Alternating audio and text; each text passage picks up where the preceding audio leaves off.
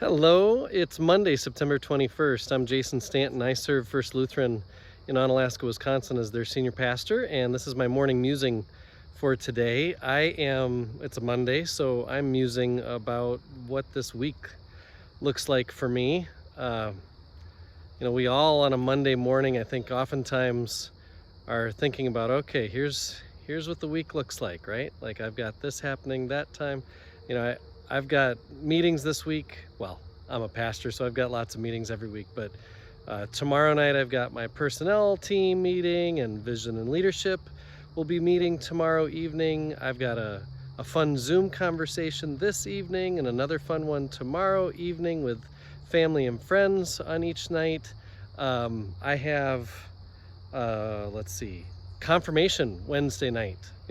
We had our first ninth graders met in their small groups outside in person with their guides this past Wednesday. Now eighth graders, many of them will be meeting at church outside, masked and distanced with their guides. Talk about a weird, and to organize all, where exactly around the church shall they sit, bringing their own chairs and all that kind of thing. And the eighth graders this week, this will be their first time in their small groups.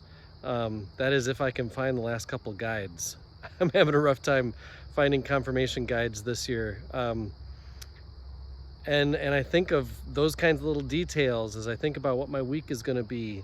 There's a wedding that we probably will be doing this weekend. Sunday school fires up this weekend, but of course out of a box in your home, not exactly like we've been doing Sunday school for the last 100 years or so at First Lutheran. And then there's not just the stuff that I have at the top of mind, these different meetings and things I'm responsible for, but there's, I know, going to be lots of surprises. Ministry is all about the interruptions, is what my supervisor when I was in seminary talked about. He was so right. Life is about that too. This isn't just about my ministry, this is about my life. There will be lots of holy and difficult interruptions. What will they be? I know there will be news that comes out this week that I read about that's going to blow my mind, because that's how it's been for a while now. I'll read something and just be like, what? How many people, many of you are watching me on Facebook, and so, how many of your Facebook friends say, who had this for 2020's bingo card, and some crazy thing is happening that no one would have ever imagined happening, and it's all happening this year. So I know there will be news, there will be noise, there will be surprises, and yet the question we have through all of this kind of stuff is where will God be in all of it? On Saturday, Carla, my wife, and I, we did a devotion at Sugar Creek. We had our play days at Sugar Creek, and we did a devotion about remembering, and that when we remember the past, it gives peace to our present and trust in our future. And remembering, for Christians, it's not just remembering how God has been present in your life personally.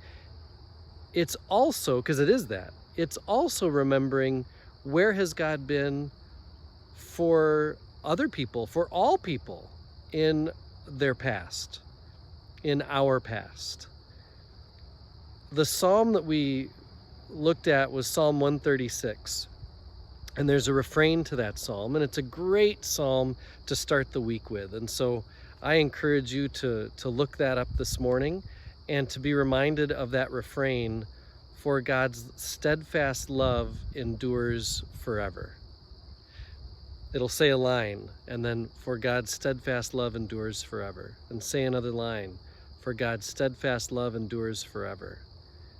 It's the perfect thing to remember as you head into a week that's full of planned busyness and challenges, but there will also be unplanned for challenges, surprises, news, and noise. And so whatever this week may bring, may we all be reminded and remember that God's steadfast love endures forever. Amen.